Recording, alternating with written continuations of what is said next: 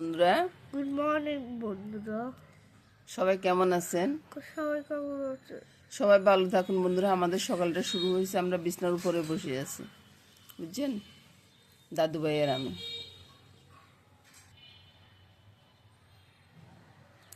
সকালটা আরম্ভ হয়ে গেছে বন্ধুরা। পাখির কিচিরমিচির ডাক, ফুলের অনেকগুলো ফুল ফুটছে, গাছের ফুল সব নিয়ে সকালটা খুব সুন্দর, খুব সুন্দর সকাল। তো বন্ধুরা, একটা কথা, আপনারা অনেকে অনেক কমেন্টস করছেন আমার মায়ের জন্য, অনেকে অনেক প্রার্থনা করছেন, অনেকে মোনাজাত করছেন, অনেকে অনেক কিছু কমেন্টস করছেন, খুব সুন্দর সুন্দর কমেন্টস। কিন্তু কমেন্টসগুলোর আমি উত্তর দিতে পারতেছি না বন্ধুরা। আমি যখনই কমেন্টসগুলো দেখি বা কমেন্টসগুলোর উত্তর দিতে যাই, আমার চোখের জলে ভেসে যায়। কমেন্টসের উত্তর আর দেওয়া হচ্ছে না, সেটার জন্য আপনাদের কাছে আমি ক্ষমা প্রার্থী বন্ধুরা। আপনারা কিছু মনে করবেন না বন্ধুরা। আমি সবার কমেন্টস দেখছি, সবার কমেন্টস পড়ছি। ওই কমেন্টসগুলো লিখতে গেলে মানে করতে গেলে আমার চোখের জলে ভেসে যাচ্ছে, পারতেছি না কমেন্টসের উত্তর দিতে। তো সেই জন্য আবারও বলতেছি বন্ধুরা, আমি ক্ষমা প্রার্থী।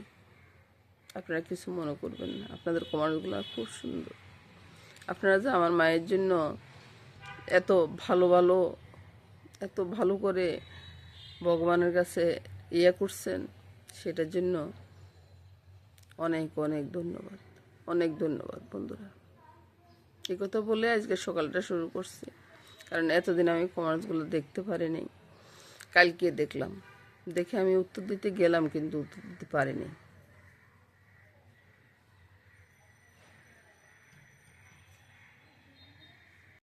সকাল মানে ফুলের সৌন্দর্য, ফুলের রাজ্যে বাস। দেখুন কতগুলো ফুল ফুটছে এই শীতে, 4টা 5টা। ওইদিকে একটা আছে, তবে আমি ওটা দেখতেছি না। আমার এই যে ফুলের সাথে বাস।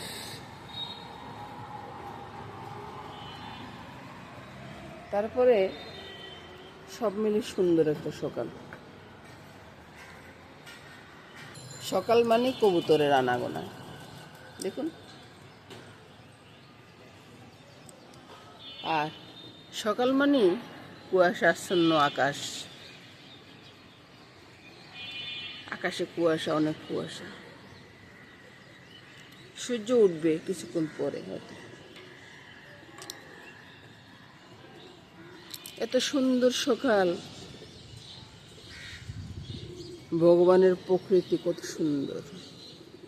ভগবান বলুন, আল্লাহ বলুন, সৃষ্টি, ভগবানের সৃষ্টি অনেক সুন্দর, উপরওয়ালার সৃষ্টি অনেক সুন্দর, সেটাই বলুন। অনেক সুন্দর সকাল।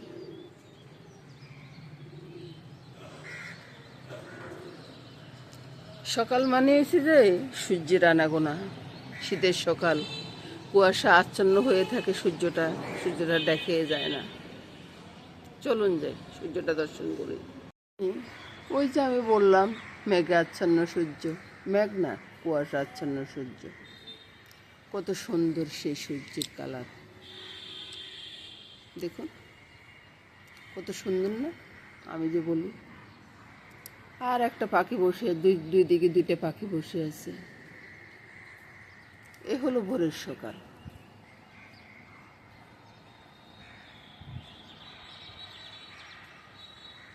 সকালটা খুব সুন্দর, খুব সুন্দর সকাল। পাখির কিচিরমিচির ডাক, এই না হলে সকাল? কিছুই দেখা যাচ্ছে না হয়তো।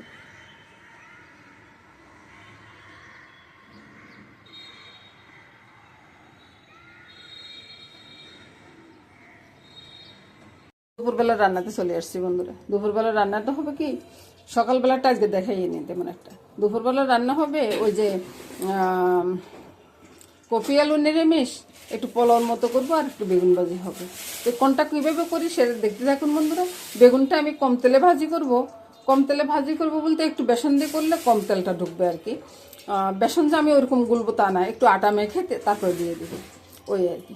তো সব কিছু নিয়ে আজকে ভিডিওটা থাকতেছে, সম্পূর্ণ ভিডিও দেখবেন আশা করব, দেখে একটু লাইক কমেন্টস করবেন।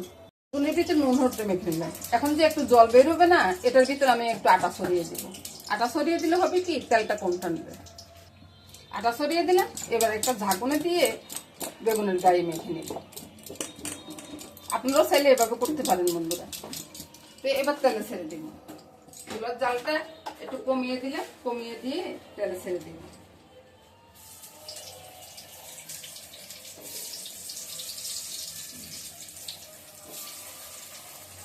আমার বন্ধুরা তো মনে করতে পারেন যে এটা আবার কেমন বেগুন ভাজি, বাইরে অনেক সময় অনেক কিছু করতে হয় যে তেল কম লাগার জন্য বা বেশি লাগানোর জন্য, এরকমই হয় আর কি। তো এখানে ড্যাগের ভিতরে আমি তেলটা দিয়ে দিছি, এবার আমি চালটা দিয়ে দিব। চালের ভিতরে মামনি একটু নুন টুন দিয়ে দিত বাবা। এবার চালটা দেখুন, চালের ভিতরে সবকিছু দেওয়া আছে, নুন, চিনি, হলুদ না, ওই যে আদা, দারচিনি, এলাচি আর একটা তেজপাতা, সব দিয়ে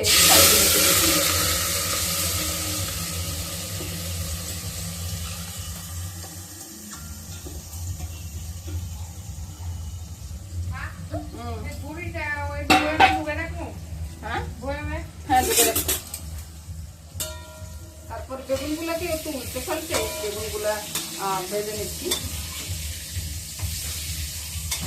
আর দিয়ে চালটা একটু নেড়ে চাইলে কিন্তু এই যে গরম জল দিব, বুঝছেন, ঠান্ডা জল দিব, ওই জন্য আর কি। চুলের আঁচটাও বাড়িয়ে দিলাম আর বেগুন ভাজিটা হয়ে যাচ্ছে, একসাথে সবকিছু হয়ে যাবে বন্ধুরা, বেশিক্ষণ লাগবে না। পোলাও তো যখন জল দিবেন আপনারা চাইলে আপনারা মেপে দিতে পারেন না বন্ধুরা, বাইরে আওয়াজ আসতেছে, আমি কিন্তু মেপে দিচ্ছি না, আন্দাজ করে দিয়ে দিচ্ছি, আন্দাজে হয়ে যাবে। আর আপনারা তো যারা নতুন করেন আর কি, আর যারা তো জানেন তো জানেন, এটা আমার বলার কিছু নেই।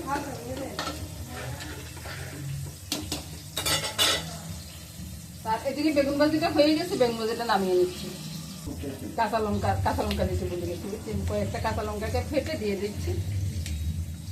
এবার আমি বাটাটা একটু পরে দিই, চুলার আঁচটা কিন্তু বাড়ানো আছে।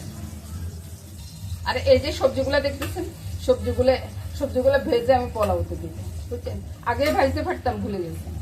আর এদিকে মামনি কাজ করতেছে, ডনার আওয়াজ হচ্ছে। এবার বন্ধুরা চুলার আঁচটা কমিয়ে ঢাকা দিয়ে বাস পোলাওটা হইতে থাকে। সবজিগুলো ভেজে তুলে নিলাম, সবজিগুলো রেখে দিচ্ছি, পোলাওটা হয়ে যাক, তারপর সবজিটা মেশাবো। এ ফাঁকে আমি ওই যে কপি আলু নিরামিষটা করে নিচ্ছি। আচ্ছা, নিরামিষ করার আগে আমি ফোড়নটা করবো। কপিতে বন্ধুরা একটু মেথি আর তেজপাতা ফোড়ন করতেছি, আমি একসাথে ফোড়ন করে একসাথে বসে দেবো। প্রথমে আলুগুলো একটু ভেজে নিব, আলুগুলো ভেজে নিয়ে এখানে অনেকে মানুষের কথা বলতেছে, মামনি আছে, মাসি আছে, সবাই আছে, কথা বলতেছে, বুঝছেন, আপনারা কিছু মনে করবেন না বন্ধুরা। আর এদিকে পোলাওটা হয়ে গেছে, চুলাটা বন্ধ করে দিলাম। এবার বন্ধুরা এই যে পোলাওর ভিতরে সবজিটা দিয়ে দিচ্ছি, দেওয়ার সাথে একটু ধনিয়া পাতা দিয়ে দিলাম, এটা আলাদা একটা সেন্ট ওঠার জন্য আর কি। তো আপনারা শুনে দিতে পারেন, ভালোই লাগে, বুঝছেন। এটি দিয়ে দিচ্ছি, তারপরে একটু নেড়ে ছেড়ে দিই, মিশিয়ে দিই। যেমন পোলাওটা কাটা হয়, নিমন্ত্রণের পোলাও যখন কেটে একবারে সব কিছু সঙ্গে করে দিই, আমিও ঠিক তাই দেখি। আর পোলাওটা ঢালার পরে আপনাদেরকে দেখাবো যে কেমন হয়েছে। আপনারা তো মনে মনে চিন্তা করতেছেন কেমন জানি রান্না করতে। বন্ধুরা রান্নার মতো হয়ে যায়, খুব সুন্দর রান্না হয়। আলুগুলো ভাজা হয়ে গেছে, এবার কপিগুলো দিয়ে কপিটা তো আপনারা দেখতেছেন যে একটু বড় সাইজের হলে কিছু হবে না বন্ধুরা। বড় সাইজের হলেও এটা যখন ঢাকা দিব না, নুন হলুদ লঙ্কা দিব, তখন কিন্তু এটা অনেকটা ইয়ে হয়ে যাবে। মামনি দরজাটা আছে, আর মামনির সাথে কথা বলতে।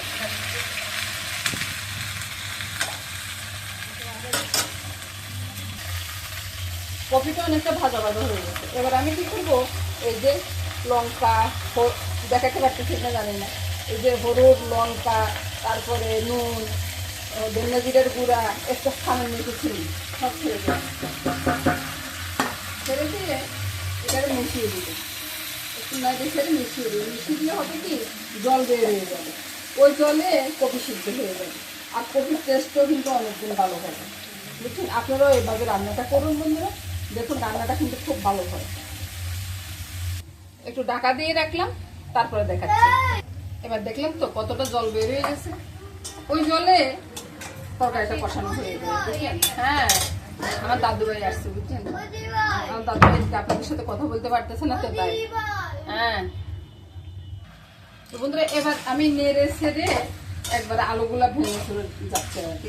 আমিও চাচ্ছি যে আলুগুলা ভেঙে ভেঙে যাকে একটু ঘন হবে তরকারিটা, বুঝছেন? তাহলে আলু যদি গোটা গোটা থাকে তরকারি তো ঘন হবে না। তো সেই জন্য আর কি আলুগুলোকে একবারে পুরোপুরি ভেঙে ভেঙে দিচ্ছি। কিছু ভাঙবে, কিছু গোটা থাকবে। এবার দারচিনি এলাচির গুঁড়াটা দিয়ে দিব।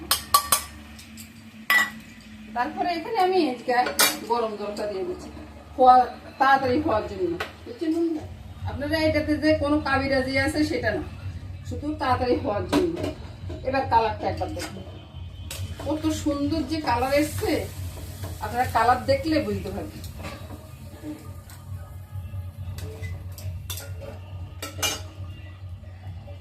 এবার দেখলেন তো কালারটা বন্ধুরা। এবার রান্নাটা হয়ে গেছে, তো সবকিছু পোলাওটাও ঢেলে দেখাবো আর সবকিছু দেখিয়ে দিব কেমন হয়েছে বন্ধুরা। পোলাওটা ঢেলে আপনাদেরকে দেখাচ্ছি পোলাওটা কেমন হয়েছে, বুঝছেন? আপনারা তো মনে করতেছেন পোলাও কেমন হবে, না নাড়া ছাড়া ছাড়া। এবার দেখুন কত সুন্দর একটা পোলাও রান্না করে ফেললাম, বলুন তো। এই হলো পোলাওটা। আর এদিকে আসুন, ওই যে দেখুন কপির তরকারিটা কত সুন্দর কালার হয়েছে, আর এদিকে বেগুন ভাজিটা আছে। সব নিয়ে আমি রান্নাটা করে ফেললাম। কত সুন্দর একটা রান্না হয়ে গেছে। নিরামিষের দিনে এরকম একটা রান্না হলে আর কিছু লাগবে বন্ধুরা? আর কিছু লাগবে না। সবাই ভালো থাকুন, সুস্থ থাকুন, সুন্দর থাকুন, এই কামনা করে আজকের মতো এখানে বিদায় নেব। এই হলো আজকের রান্না।